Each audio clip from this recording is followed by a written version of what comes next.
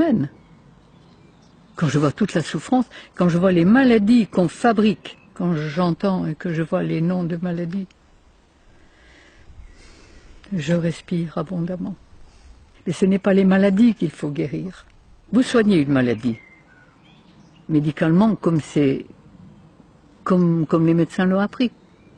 On empêche le système d'élimination de fonctionner, il ne fonctionne plus, mais au lieu d'éliminer les résidus, il les enferme. Et quand il y a trop de résidus dans les liquides interstitiels, dans les liquides dans lesquels baignent les cellules, ils pénètrent dans la cellule. Comment voulez-vous qu'ils fassent autrement?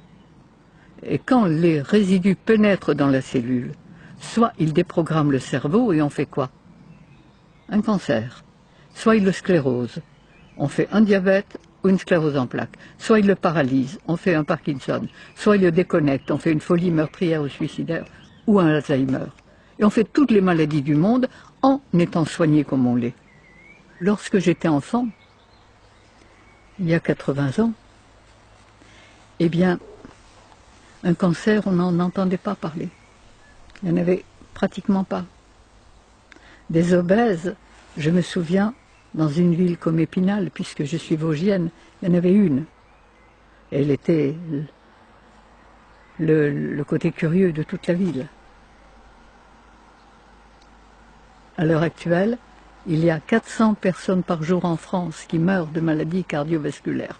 Bien soignées, d'accord, mais ils meurent quand même. Il y a un cancer sur 2 personnes et demie, m'a dit un professeur de cancérologie très connu. Il y a des diabètes en pagaille. Enfin, des maladies, il y en a de tous les côtés. Maladie de Lyme, on en invente toujours de nouvelles. Et il y a de plus, et on est malade de plus en plus jeune. Des dépressifs, des suicidaires. Quand j'étais enfant, il y a eu un suicide dans un village de 1000 habitants en 20 ans d'existence. J'y suis allée il y a quelques années, il y avait eu 4 suicides dans l'année. Et c'est là où, évidemment, on se rend compte qu'on marche totalement à l'envers.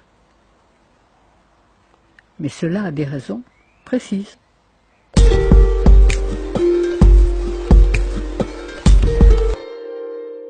Qu'est-ce que la faculté a appris aux médecins? À chercher ce qui ne va pas. À chercher dans la poubelle la mouche jaune, la mouche verte. Et à mettre un nom extraordinaire dessus, c'est très savant. Et à prescrire des examens pour confirmer. Ça fait marcher toute la boutique. Et à prescrire des médicaments qui rendraient malade un bien portant et des opérations. Qu'est-ce que la médecine sait faire d'autre? La médecine allopathique. La médecine homéopathique est un peu moins pire, mais ne change pas le terrain. Je confirme que la faculté a appris aux médecins à éteindre les voyants rouges, à arrêter la souffrance, sans jamais se demander pourquoi ces voyants rouges se sont allumés, sans jamais se demander pourquoi on souffre. Donc, la faculté a fait du médecin, évidemment, il y a souffrance, on va se dépêcher d'arrêter la souffrance. Vous avez mal quelque part, on va mettre un grand nom. Si vous avez mal à gauche, ça sera une gauchite, à droite, ça sera une droitite. Ça coule par les sinus, c'est une sinusite. Ça, c'est la conjonctivite. Ça, c'est l'otite. Par le vagin, c'est une vaginite.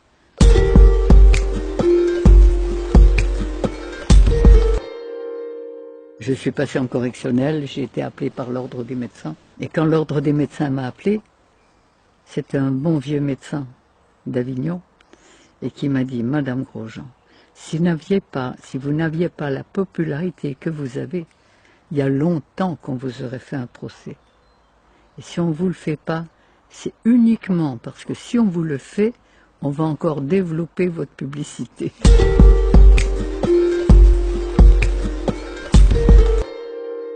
Eh bien, donner à notre corps les aliments que la nature a prévus pour son système digestif. Ensuite, chaque fois qu'il crie au secours, qu'il veut se nettoyer, l'aider à le faire.